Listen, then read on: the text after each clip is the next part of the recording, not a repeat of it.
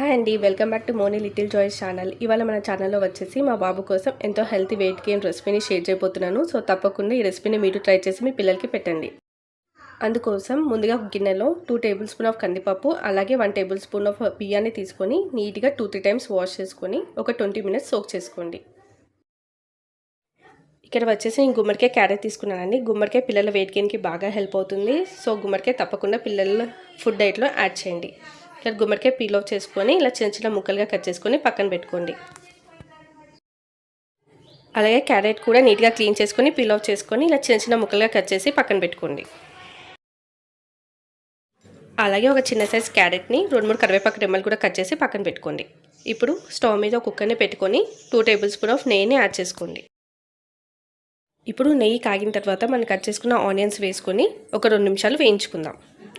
అలాగే మనం కట్ చేసుకున్న కరివేపాకు రెమ్మలు కూడా వేసుకొని 2 నిమిషాలు వేయించుకుందాం.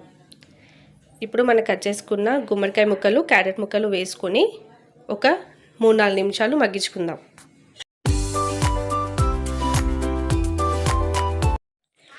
ఇలా చక్కగా మగ్గించుకున్న తర్వాత కొద్దిగా జీలకర్ర పౌడర్ని యాడ్ చేసుకున్నానండి. మీ పిల్లలు 1 ఇయర్ అబోవ్ అయితే కొద్దిగా సాల్ట్ని యాడ్ చేసుకోండి. 1 ఇయర్ బిలో పిల్లలు అయితే సాల్ట్ని అవాయిడ్ చేయండి. ఇప్పుడు కొద్దిగా పసుపుని యాడ్ చేసుకోండి.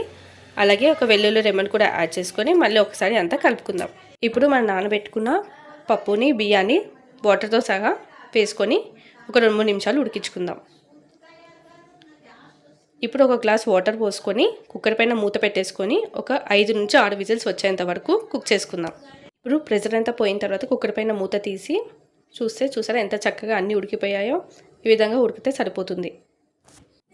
ఇప్పుడు ఒక స్మాషర్ హెల్ప్తో ఇలా మెత్తగా స్మాష్ చేసుకోండి. మీ పిల్లలు ఎంత మెత్తగా తింటారో అంత మెత్తగా స్మాష్ చేసుకోండి, సరిపోతుంది. ఇప్పుడు కొద్దిగా గోరువెచ్చగా ఉన్నప్పుడు మీ పిల్లలకి సర్వ్ చేస్తే సరిపోతుందండి. ఈ రెసిపీ వచ్చేసి మీ పిల్లలకి లంచ్ టైంలో కానీ డిన్నర్ టైంలో కానీ పెట్టొచ్చండి. ఈజీగా డైజెషన్ అయిపోతుంది. పిల్లలు కూడా మంచి వెయిట్ గెయిన్ అవుతారు. మీకు ఈ రెసిపీ నచ్చినట్టయితే ప్లీజ్ మన ఛానల్ని లైక్ చేసి సబ్స్క్రైబ్ చేసుకోండి.